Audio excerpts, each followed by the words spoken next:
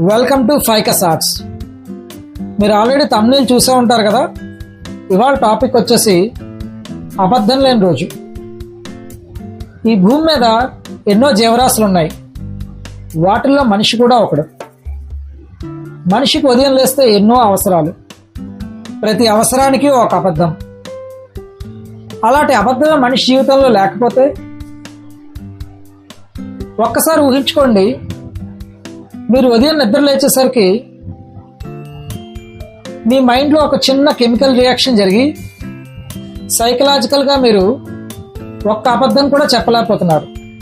చాలా ప్రయత్నించారు, కానీ ఒక్క అబద్ధం కూడా మీరు చెప్పలేకపోతున్నారు. మీరే కాదు, ఈ భూమి మీద ఉన్న 800 కోట్ల మంది కూడా ఒక్క అబద్ధం కూడా చెప్పలేకపోతున్నారు. అప్పుడు మనిషి జీవితం ఎలా ఉంటుంది? ఈ సమాజం ఎలా ఉండబోతోంది?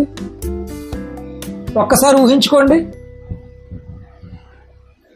ఏంటి, నీకు కూడా చాలా ఆలోచనలు వస్తున్నాయా? అయితే అలాంటి ఆలోచనలో కొన్నిటిని చూద్దామా? ఉదాహరణకి ఇద్దరు భార్యాభర్తలను తీసుకుందాం. భార్య భర్తను ఇలా అడిగింది, ఏమండి నేను అందంగా ఉన్నానా? దానికి భర్త నిజాయితీగా లేదు, లావుగా చండాలంగా ఉన్నామని చెప్పాడు అనుకోండి. బలమైన భార్య, భరించలేని భర్త. జనరల్గా భార్యాభర్తల మధ్యన కానీ ప్రేమికుల మధ్యన కానీ నువ్వే నా ప్రపంచం, నువ్వే నా జీవితం అని చెప్పే తీయటి అబద్ధాలే వాళ్ళ బంధాన్ని బలపరుస్తాయి. అలాంటి అబద్ధాలే లేని రోజున వాళ్ళ పరిస్థితి ఏంటి? ఇక్కడ నా ఉద్దేశం అబద్ధం మంచిదని చెప్పడం కాదు. అబద్ధం హాని చేయనంత వరకు తీయటి అబద్ధాలు ఎప్పుడూ కూడా మనిషికి అవసరమే.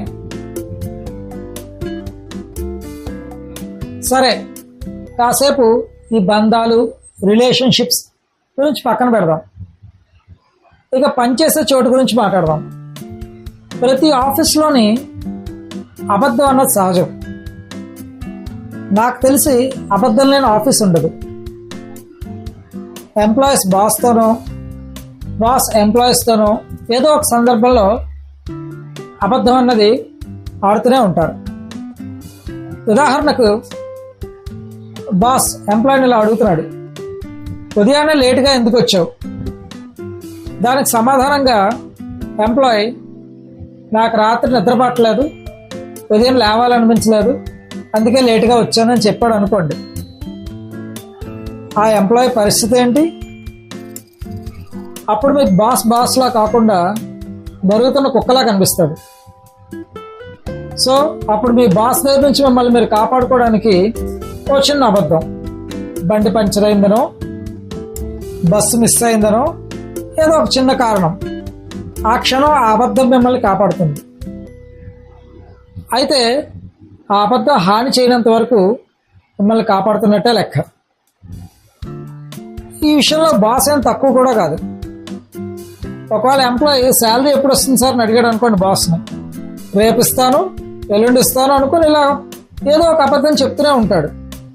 ఇది కూడా సహజమే ఆఫీసుల్లో. సో ఇలా ఆఫీసుల్లో అబద్ధం అన్నది ఎంతో సహజం. ఇక్కడ నా ఉద్దేశం బాస్ను కుక్క అనడం కాదు. అక్కడ ఎంప్లాయీ తన మనసులో ఉండే పరిస్థితి గురించి చెప్తున్నాను. ఒక్కొక్కసారి మీరు అబద్ధం చెప్పినా మీ బాస్ మొరగచ్చు, అది వేరే విషయం అనుకోండి. సో ఇక్కడ నేను చెప్పొచ్చేది ఏంటంటే, అబద్ధం లేకుండా ఆఫీస్ అన్నది ముందుకు కదలదు. ఏమంటారు? సరే, కాసేపు ఆఫీసుల గురించి కూడా పక్కన పెడదాం. మీరు అలా మార్కెట్లోకి వెళ్ళి ఏదైనా ఒక ప్రోడక్ట్ కొనాలనుకున్నారనుకోండి. కంపెనీలు 100% నిజాయితీతో అమ్మాలి. అది సాధ్యపడుతుందా? ప్రతి ప్రోడక్ట్లోని ఏదో ఒక లోపం ఉంటుంది. ఆ లోపాన్ని దాచి మనకి ఆ ప్రోడక్ట్ అనేది అమ్ముతారు. ఇది సహజం. ఒకవేళ అలా లోపాలను దాచకుండా మా ప్రోడక్ట్లో ఈ లోపం ఉంది అయినా కొనుక్కోండి అంటే ఎవరు కొనుక్కుంటారు? మొత్తం మార్కెటింగ్ వ్యవస్థే కుప్పకూలిపోతుంది. ఇంత జరుగుతున్నా కొంత మంచి కూడా జరుగుతుంది. ఉదాహరణకి కోర్టును తీసుకోండి. కోర్టులో ఇంకెవరు అబద్ధం చెప్పే అవకాశం ఉండదు కాబట్టి ఎప్పుడైతే చెప్పేవన్నీ నిజాలు అవుతాయో కోర్టు వారికి కూడా తీర్పు ఇవ్వడానికి చాలా సులభంగా మారుతుంది.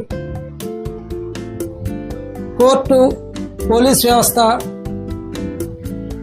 ఈజీగా తప్పు చేసిన వాళ్ళని ఐడెంటిఫై చేయగలుగుతారు. ఇది ఒక మంచి పరిణామం. దీనివల్ల రాను రాను వ్యవస్థ అన్నది తప్పులు చేయకుండా నిజాయితీగా ఉండే ఒక వ్యవస్థ అన్నది తయారవుతుంది.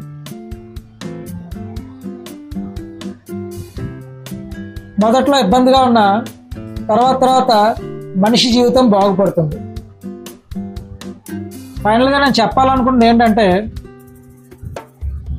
అబద్ధం మంచిదని కాదు. ఏ అబద్ధమైనా మనిషికి హాని చేయనంత వరకు మంచిదే.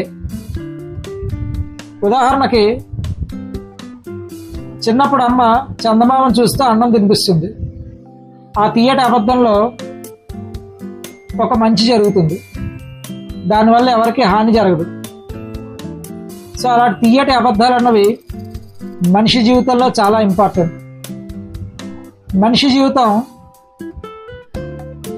పూర్తిగా అబద్ధాలతో నిండిపోయినా, పూర్తిగా నిజంతో నిండిపోయినా ముందుకు సాగదు. నిజం అంత ఇంపార్టెంటో తీయటి అబద్ధం కూడా అంతే ఇంపార్టెంట్. ఆ రెండిటికి మధ్యనున్న సమతుల్యతే మనిషి జీవితం. అబద్ధం మనిషికి మంచి చేయాలి, కానీ చెడు చేయకూడదు. అబద్ధం లేని రోజు నిజాన్ని కూడా మనిషి జీర్ణించుకోలేడు. అందుకే నిజానికైనా అబద్ధానికైనా ఒక పరిమితి అన్నది ఉన్నది. ఆ పరిమితి దాటినంతసేపు రెండూ అవసరమే. మీరేమంటారు? మీ అభిప్రాయాల్ని కామెంట్ రూపంలో కింద చెప్పండి. నాకు వచ్చిన ఒక చిన్న ఆలోచనని మీతో పంచుకున్నాను. మీకు నచ్చిందని ఆశిస్తున్నాను. దీని మీద మీ అభిప్రాయాలు, మీకు కూడా ఇంకేమైనా ఆలోచనలు ఉంటే దయచేసి కామెంట్ రూపంలో చెప్పండి.